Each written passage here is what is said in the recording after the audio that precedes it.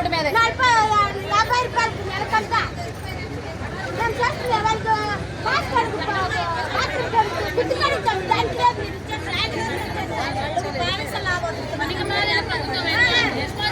దాన్ని ఎవరు పెట్టాలో కూడా తెలియకుండా పెడుతున్నారు ప్రభుత్వం.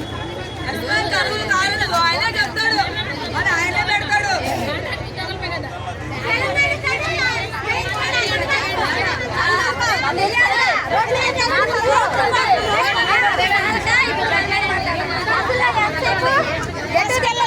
ఏడుతుంటే ఎందుకని ముద్దాడి మంచిగా చూసుకున్నారు కన్నతల్లి లాంటి వాళ్ళ మనకి ఎలా పరిపాలించాలో మన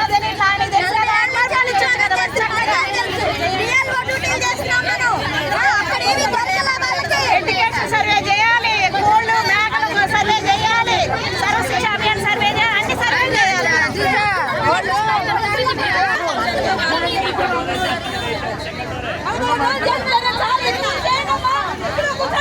అందరూ జిల్లాకి ఎక్కించండి.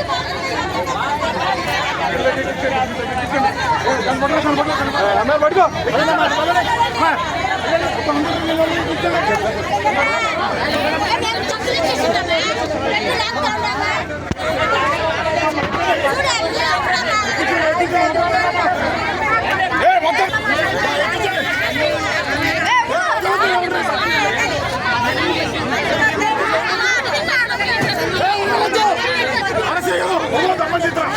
అరే ఇంపార్టెంట్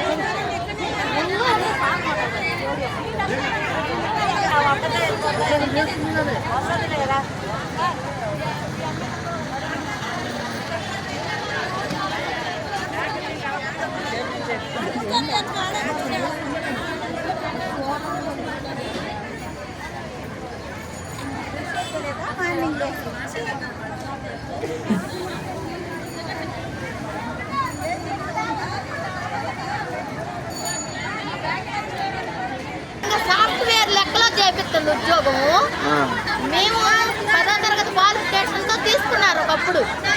ఇవాళ 10వ తరగతి క్వాలిఫికేషన్ కాదు, సాఫ్ట్వేర్ వర్క్ చేస్తున్నాం, ఆన్లైన్ సిస్టమ్, రాత్రి పగలు చేస్తున్నాం. మేము అందరం ఒక ఉద్యోగం చేస్తే మేము కుటుంబ బాధ్యతలు, ఉద్యోగ బాధ్యతలు, మధ్యలో పొలిటికల్ బాధ్యతలు ఎన్ని వర్తిస్తున్నాం. మేమేమైనా అన్యాయంగా అడుగుతున్నామండి. నాకు 3 సంవత్సరాల పిల్లలప్పుడు నా భర్త చనిపోయాడు, నాకు పెన్షన్ లేదు. నేను నా పిల్లల్ని ఎట్ట బతికించుకుంటాను? ఎలా బతికించుకుంటాను నేను?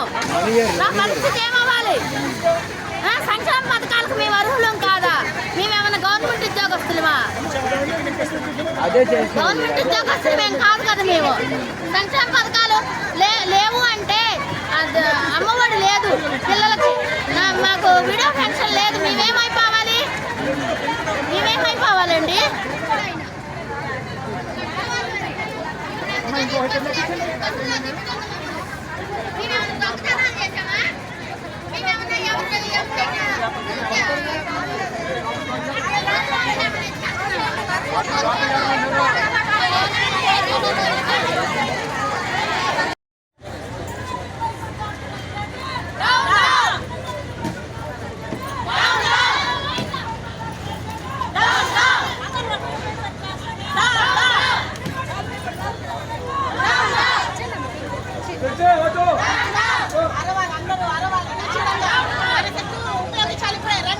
తీసుకొచ్చండి, బస్ ఎక్కండి, ఇక పంపించేద్దాం.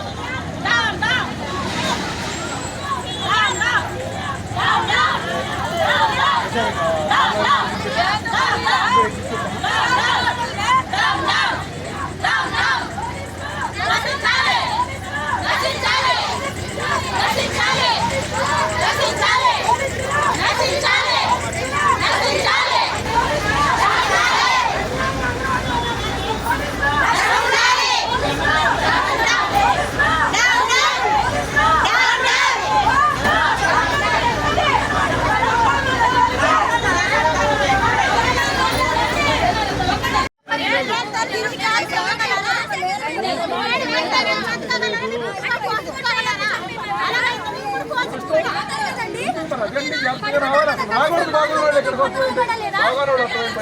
బాబాయ్లంటే మరి ఉద్యోగం వల్ల ఇంటద్దెలు కట్టుకొని మాకు కూరగాయలు చింతపండ్లు ఉప్పులు కారాలు గ్యాసులు కరెంట్ బిల్లులు మరి బాగా కట్టుకోలేక కదా వచ్చింది.